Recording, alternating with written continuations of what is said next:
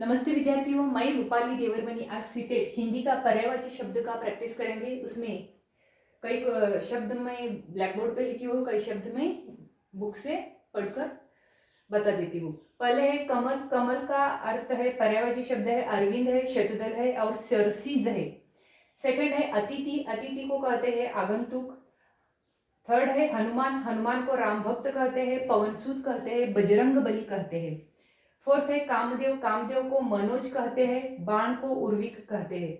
इस तरह पर्यायवाची शब्द हम देख चुके हैं। आगे है बादल। बादल को जीबूत कहते हैं, अब्र कहते हैं, वारिद कहते हैं। कॉच। कॉच को सीसा कहते हैं, आकाश को गगन कहते हैं, अंबर कहते हैं और नभ कहते हैं। हंस को मराल कहते हैं, अलंकेश को कुबेर कहते हैं, खेचर को आकाश में चलने वाला कहते हैं, पक्षी कहते हैं, ग्रहों सभी को कहते हैं। तरकश को निशंग कहते हैं, स्त्री को तरुणी, प्रमदा, ललना कहते हैं।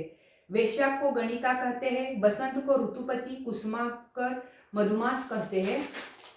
घटक को स्वर्ण कहते हैं, गणेश को विनायक, अच्युत, देवराज कहते हैं। स्थिर को आर्डिंग कहते हैं, मीनाक्षी को दुर्गा कहते हैं। नाग को सर्प, विश्वर, अहि कहते हैं।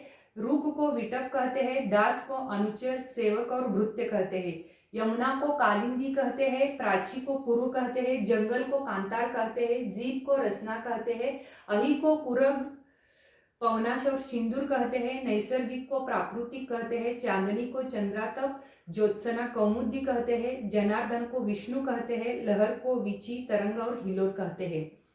तुरग को बाजी कहते हैं, बगीचा को कल्पशाला कहते हैं। इस तरह जीके का क्वेश्चन हो गए समाप्त।